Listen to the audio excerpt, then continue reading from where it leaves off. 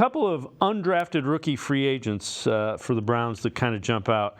One of them is an offensive lineman, Javion Cohen, Miami of Florida.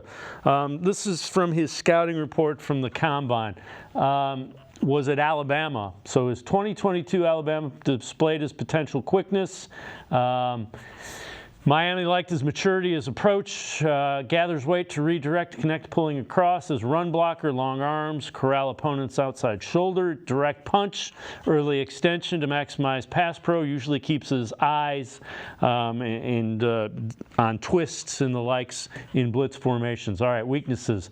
Played heavy at Miami 2023, impacting his quickness, body control. Not very commanding into first contact as drive blocker. Trouble converting early advantages into finishes, lacking hand placement and agility for recovery when beaten. Now, they projected him as a 6th-round pick. Browns got him as a undrafted free agent. Again, that's a guy that could end up being on your team and playing snaps. Could end up being a starter in a few years.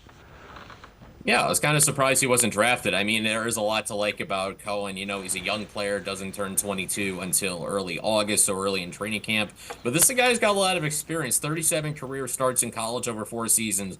Played a bunch at Alabama, then transferred to Miami, had a solid season. I think there's questions about just, maybe he's not that long, that maybe he's a guard only. But I think when you look at Cohen, there's enough tools and experience to work with, especially when it comes to his pure power. And maybe if you get him to drop a little weight, he measured in at the combine 324 pounds. Maybe if it's in the 310s, he could be a little quicker because he didn't really test well in his pre-draft process, and I think that's what kind of caused him to fall out of being picked. Like you said, potentially a mid to late day 3 selection. So kind of a nice flyer for the Browns there if you're looking at more depth on offensive line. Maybe a guy that you could see, if he doesn't make the roster, spend a lot of this year on the practice squad. All right, before I let you go, let's take a look at the free agent rookie running back, the undrafted guy that is in with the Browns, Aidan Robbins. This is his RAS. Browns like this, relative athletic score. You see, 4.6 is not great. 40 time, the splits are okay. 3 cones, decent. But again, it's interesting. If he ran a 4.4, he's probably, goes in the 4th, 5th, 6th round.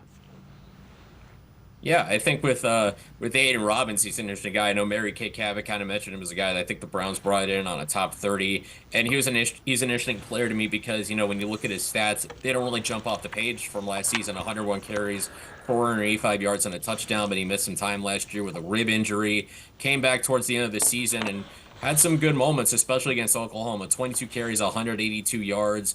One thing that stands out to me with Robbins is obviously his size, where he doesn't necessarily need to be the fastest guy on the field. He's kind of need to be that power back that I think the Browns could use right now. And even looking at some of his advanced numbers from PFF, 15 of his carries were for at least 10 yards. And I've talked about this before. When you have a guy who's used to getting chunk runs, certainly that can translate to pro football.